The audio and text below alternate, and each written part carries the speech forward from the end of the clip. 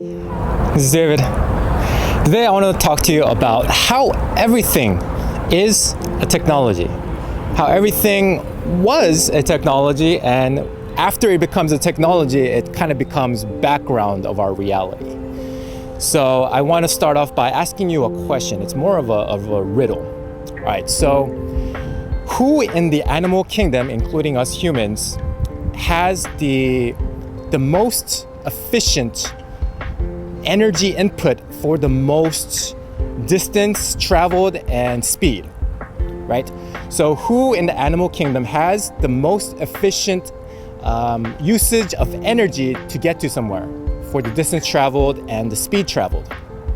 And really think about this. And if you answered human beings, then you're completely wrong, because us human beings, in terms of locomotion for the amount of energy that we spend, we're like way down the list, right?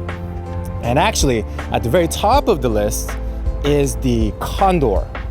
The condor is number one energy efficient in terms of distance traveled for the speed traveled. But here's the thing. Once you give a human being a bicycle, then they travel automatically to number one and far outseed any animal in the animal kingdom. Just with the bicycle, a simple little tool, a simple little technology, we are able to bypass any creature in the animal kingdom. So that is what I want to talk about today. Using technology for our advantage. Okay, using technology and for our advantage. And the thing is, everything is a technology, pretty much. Everything that's not like in nature, or even in nature, you can actually use things as tools. But anything that's like not part of our bodies, even like the clothes I'm wearing, this is a piece of technology, right? This was manufactured somewhere, and we didn't have this technology tens of thousands of years ago, right? So you can think of everything is a technology. So imagine this. Imagine like the piano wasn't invented in the time of Mozart, right? We wouldn't have the art that Mozart created. We wouldn't have music that Mozart created. We wouldn't have classical music, right? So the piano can be looked at as a piece of technology. This camera that you're watching is a piece of technology. And we can use these technologies to our advantage, or the technology can actually end up using us. So in today's example is like social media, right? We have these great tools, or it can be used as great tools, these social media platforms, but on the other hand, they can end up controlling us, right? Taking up our time, taking up our energy. So the question is to use tools for our benefit, to use tools and make good use of these tools, right? And to use useful tools while leaving behind or not using the ones that may not be so useful. And I can give some examples of maybe not so useful tools, such as, I'm not gonna name any names, but maybe like some social media platforms out there that may not be that useful, but it just takes up a lot of our time and attention. And it's really hard to distinguish between what is useful and what is not useful, right?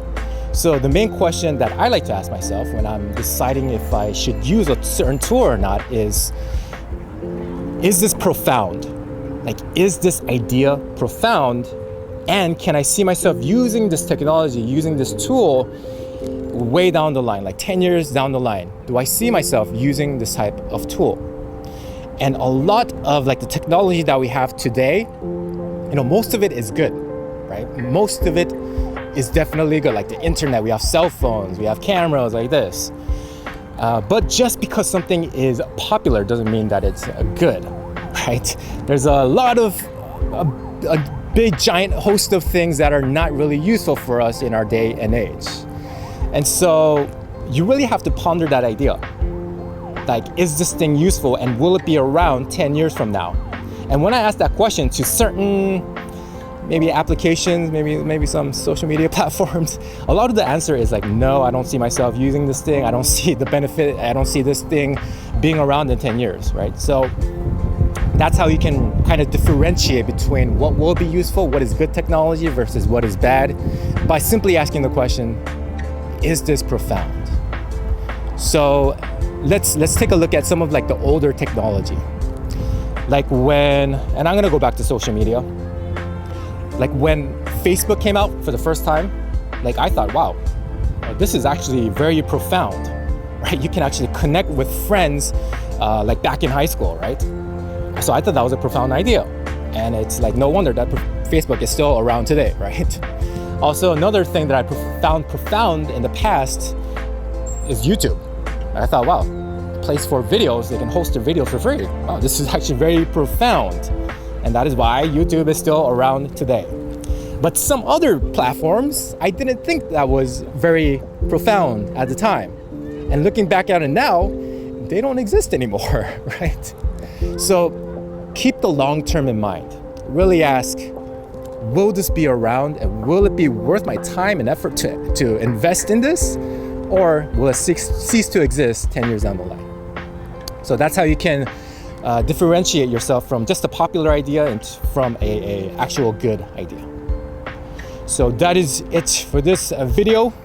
Hope you found this one valuable, and I'll talk to you in the next one. Peace.